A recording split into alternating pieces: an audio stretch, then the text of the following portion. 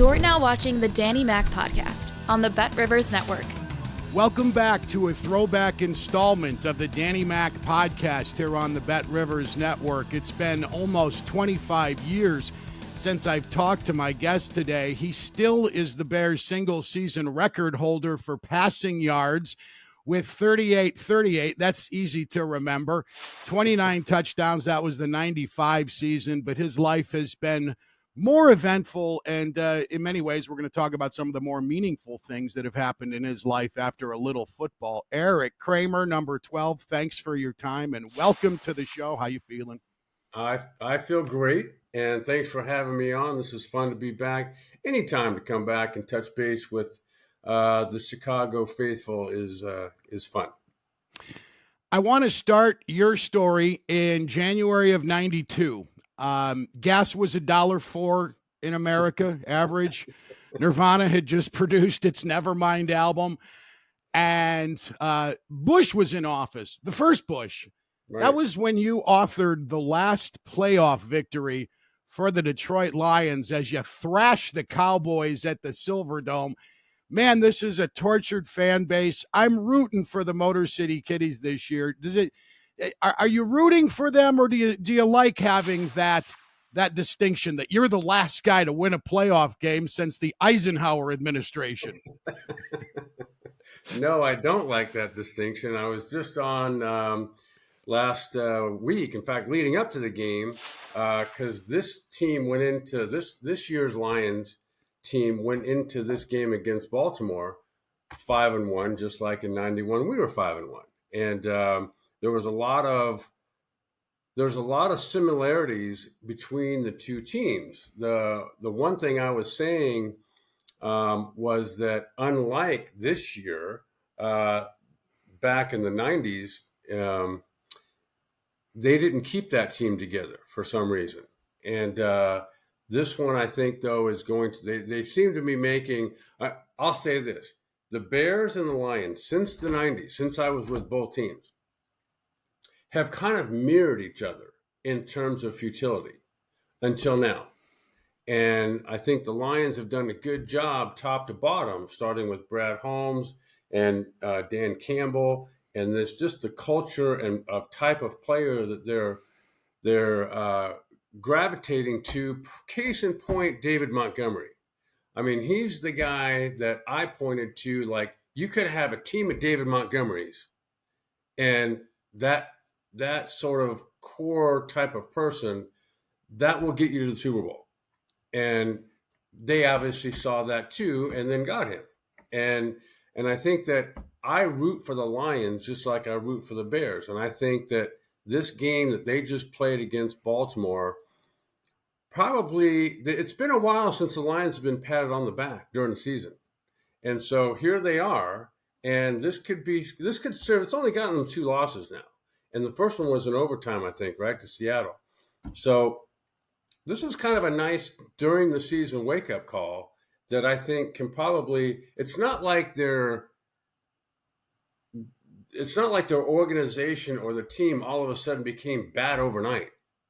I think they just ran into a buzzsaw and had a bad day, which I think will wake them up here going forward. You know, when I've thought about the most tortured fan bases in the NFL, Cleveland is the gold medalist, no question. Number one. They take the gold medal. In the NFC, though, it's clearly the Lions, the only NFC team not to get to a Super Bowl.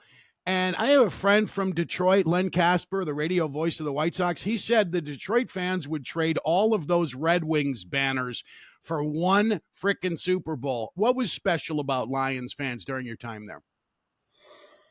Well, I think that, like your friend could attest to, they are rabid. Like, they go nuts. You mentioned the playoff game. Back then, that was in the Silverdome. So in the 4 years I was in Detroit, I'd never gone downtown. Didn't even for any reason go there. Now their stadium's downtown.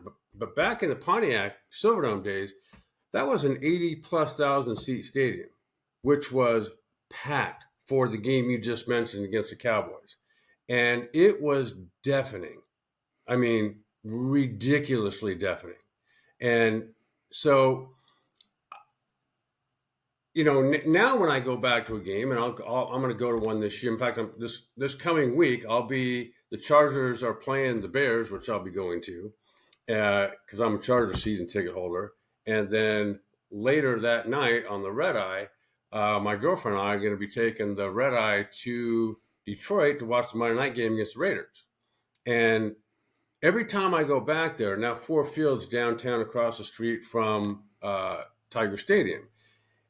Again, it's jam-packed, and it's just a special place, I think, when you're winning, which I guarantee you, not having been there this year yet, the fact that the Lions are being talked about as one of the top teams, it's going to feel like crazy back there. Like you've heard, obviously, okay, so my son, Dylan, is a ridiculous Kansas City Chiefs fan. I mean, ridiculous. He fell in love with them back when he was like, I don't know, 7 years old or something. He's 25 now.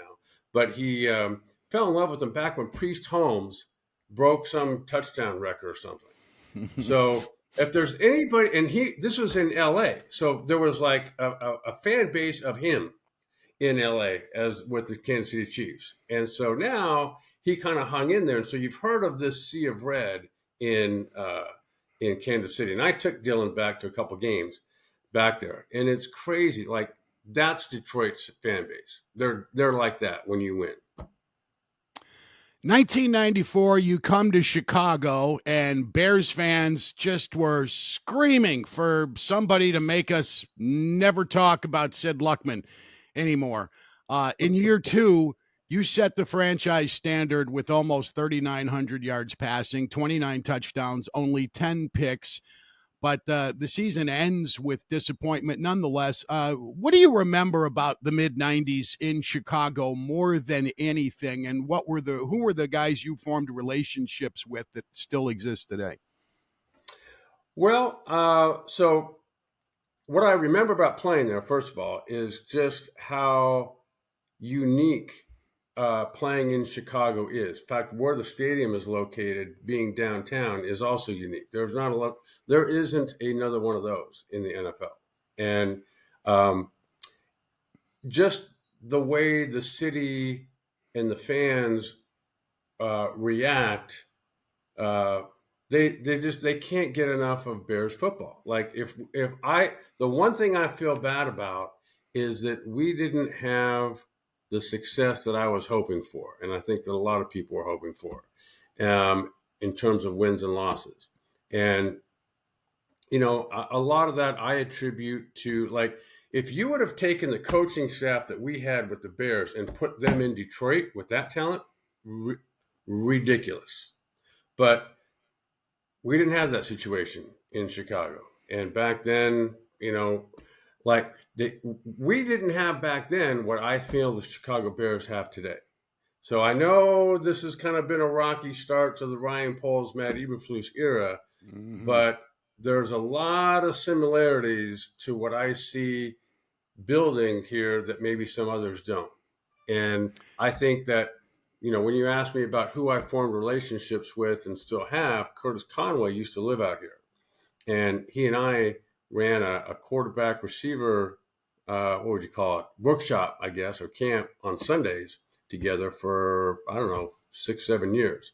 And Big Cat, I still see whenever I go back and play in the golf tournament, the Bears alumni golf tournament. So I'm going to get in touch with him. Jerry Fontenot is another one who still lives back there. And today I'm putting together what's going to be a sponsored passing camp. And it's going to be people like me. And we're going to work with centers along with both sides of the ball. And I'm talking to Jerry Fontenot the other day saying, Jerry, do you know anybody out here that, would want to do that? And he goes, well, what about me? He goes, I can fly out there for a couple of months. And I said, okay, great. You can stay with me. And, so I think that, I don't see a bunch of, but I'll just say this. Whenever I go back there, which is every year to the alumni game, I see a bunch of people that I played with, like Fabian Bones still lives there, and Greg, oh gosh, what's his last name? He was a receiver. He's a surgeon. He's an surgeon now. I'm drawing blanks on Greg's. I'll think of it in a minute. But anyway, I just, I'm still, Brian Harlan was the media relations director when I was there with the Bears, at least the first few years. And Scott Hagel obviously is now. And so, I keep in touch. I just talked to Brian yesterday. And so, yeah, I mean, I love any chance I get to go back to Chicago, I do. And so it's a fun town. Brian Harlan, during his run as the Bears PR guy, was super cool to me until the fall of '97. Now, a few years later, he became my agent and still is among my closest confidants. But Erik, my longtime listeners would hammer me if I didn't bring this up. In September of '97, en route to an 0-7 start for the Bears, a 36-year-old sports talk show host in a bunker on the northwest side of Chicago muscled up and bitched about Erik Kramer smiling on the sidelines after he had been pulled from a bad loss. And you and I had an unfriendly exchange. I was surprised to find some stories about it when I Google searched you for the interview today, but I guess we bickered for 9 minutes, and it gave us some tremendous sound bites for a number of years. Hey, easy pal, who's this? And it's something I did as a 36-year-old host, and it was good for me because you want to be polarizing. 50% thought I was an asshole. 50% were saying good for you. But it's You're not like the something house in Vegas. All you want's the VIG. You don't care right. who wins, who loses, right? I wanted the VIG. But your life has been eventful, but I'm assuming you remember some of that. And it's like if you needed any other issues with some injuries and a bad start to the season and some dickhead saying you shouldn't be smiling. I wouldn't have done that 5 years later. It's funny you bring that up because you weren't much older than me. So I think around that time, so I was born in '64, so I'd have been 33 then. And so in a way, like when I went to Chicago, I came out of nowhere. Like I finished college at NC State as the ACC Player of the Year, didn't get drafted. Went to tried out with what was I? Atlanta. No. As an undrafted free agent, I tried out in New Orleans and got cut. And the only reason I ever ended up in the NFL or ever had anything to do with football after that was the strike in 1987. And so, and then I played well enough in the last game that they kept me. And but then the next year I got cut again. So I ended up in Canada. And I had to call my way back into the NFL by calling the Lions. I called all the teams I could think of, and then the Lions were the one to call me back. And I found out through writing this book that it was June Jones, who we at that time, June was the quarterback coach and offensive coordinator for the Houston Oilers. And they had drafted a receiver we had in the first round named Haywood Jeffries. Mm-hmm. And going back to those days and even the strike, June said, "Hey, after I had called, he said, 'Hey, yeah, this guy can play.'